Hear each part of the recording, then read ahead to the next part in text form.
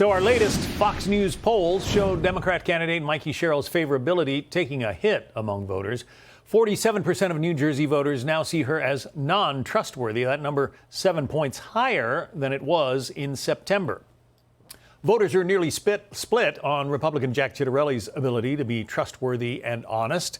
Our next guest says Sherrill is making some absurd accusations against Ciattarelli because she cannot defend her policy platform. Let's bring in James Freeman, Fox News contributor and assistant editor of the Wall Street Journal's editorial page. Yeah, James, you wrote that piece in the Wednesday Wall Street Journal. The headline, The Absurd Accusations of Mikey Sherrill. What kind of accusations are you talking about?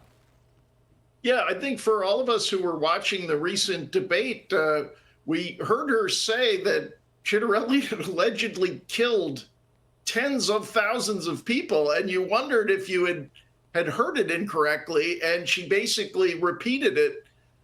It's this bizarre claim that because he used to run a publishing company that did medical information, sometimes in partnership with universities, and in some cases the sponsor was a drug company that made opioids, that he is therefore responsible, essentially, according to her, for all of the opioid deaths in the state. Just to make the claim a little more absurd, she took money from the same company, as your colleagues at Fox reported.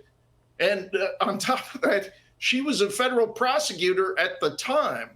So if she actually believed any of this, why did she never charge Ciattarelli? The whole thing is kind of absurd. It's similar to these tax claims she's making, but you mentioned the polling. It's very strange. She's been ahead in most of the polls, not by a lot, but ahead, and yet she's not acting that way. And I think one conclusion, you've seen Democrats concerned about the lack of enthusiasm for her, that maybe her internal polling is telling a very different story.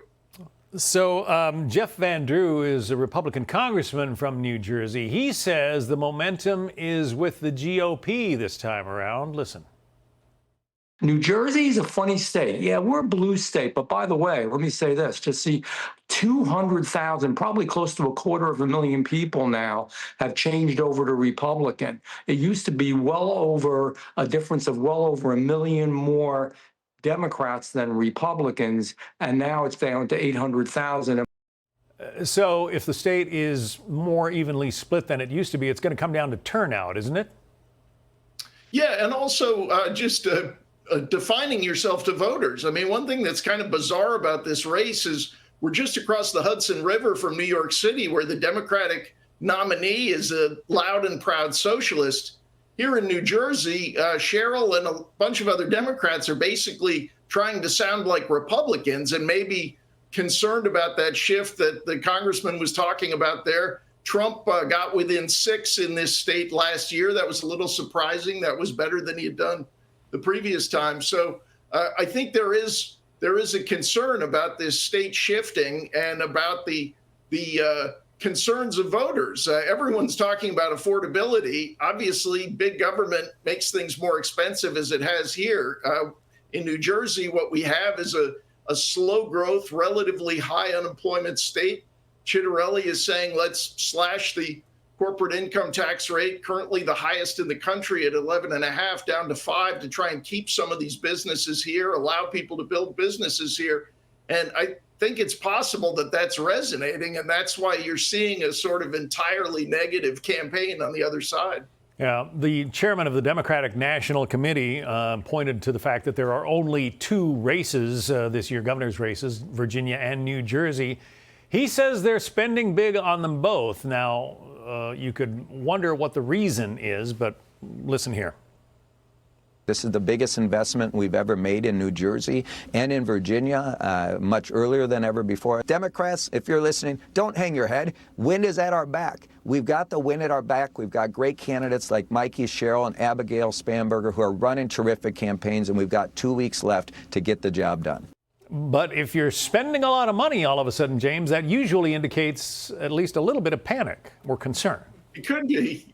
And I think what makes Democrats uneasy is that normally these elections, the off-year elections in New Jersey and Virginia, 1 year after a presidential election, are very tough for the party that holds the White House.